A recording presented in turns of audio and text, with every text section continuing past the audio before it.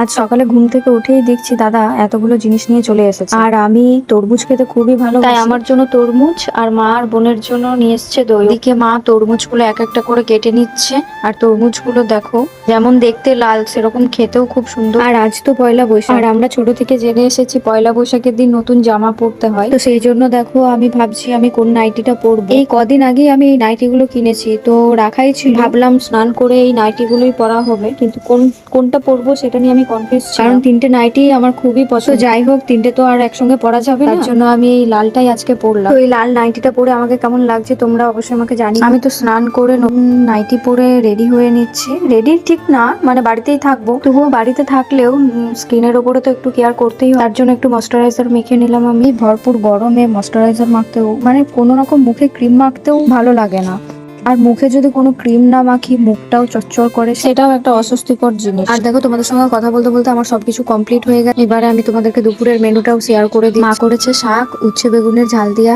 আলু পোস্ত, মাছ পোস্ত, এদিকে ডাল, চাটনি আর দই। এখনকার মতো এটুকুই, আবার দেখা হচ্ছে নেক্সট ভিডিওতে।